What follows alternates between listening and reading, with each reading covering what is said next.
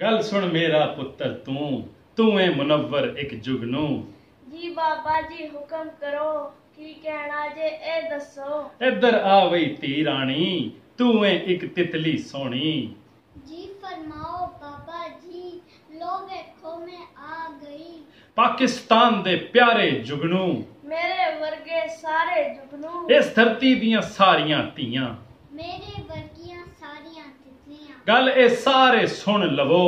सब ए मोती चुन लवो। गल बाबे दी मननी जे अपने पल्ले बन्नी जे। एक होंदे रहमान दे बंदे एक होंदे शैतान दे बंदे। तुसी रहमान दे बंदे हो ओ शैतान दे बंदे ने। जुगनुओ पुत्रो किरना दे दुश्मन तितलियो धीओ रंगा दे दुश्मन किसे भी रूप विच हो सकदे ने किधरे आण खलो सकदे ने।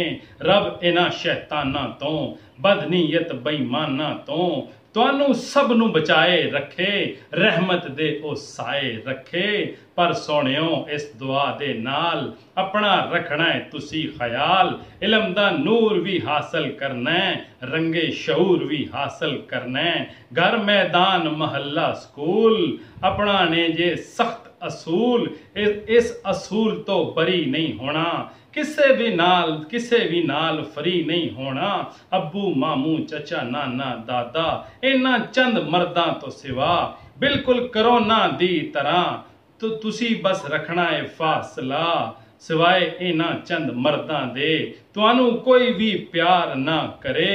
तुहाडे जिस्म दे प्राइवेट हिस्से कोई भी घर छून लगे समझ लो ओ होई जे शैतान उस तो बचाओ अपनी जान। पहली वारी घर जा दसो अम्मी अब्बू नू आ दसो शाम तो बाद बाहर नहीं जाना किसे तो कुछ भी लै नहीं खाना। ते गुड टच ते बैड टच दे बारे मापियां कोलों पुछो सारे।